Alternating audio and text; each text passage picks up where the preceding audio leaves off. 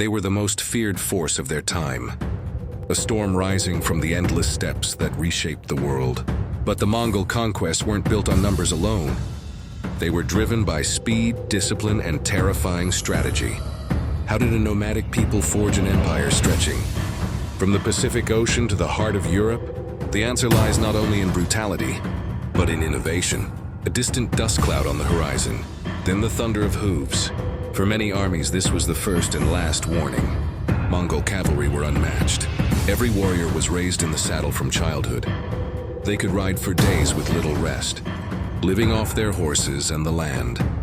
Their composite bows were small, powerful, and deadly, able to fire armor-piercing arrows at full gallop. They didn't fight alone. They fought as a system. The army was organized with strict discipline. Units moved as one, guided by signals and messengers. This allowed commanders to adapt instantly, changing tactics in the middle of battle. Speed was their greatest weapon. The open plains became killing fields, where slow, armored armies were helpless. One of their deadliest tactics was the feigned retreat. A small force would strike, then flee. The enemy, confident and enraged, would pursue. Formations broke, lines stretched thin. Then the trap was sprung. Horns sounded from hills and forests. Hidden units surged forward from every direction. The hunters became the hunted. Arrows rained down. Confusion turned to panic. Surrounded, there was no escape. The Mongols tightened the ring until resistance collapsed. But their greatest weapon wasn't steel or arrows. It was fear. Their reputation arrived before their armies.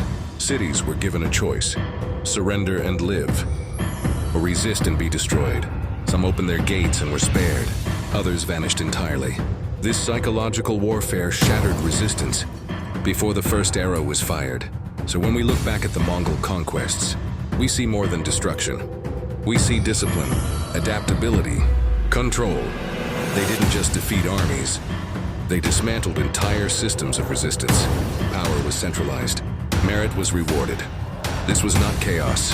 It was control. And at the center of it all stood one man.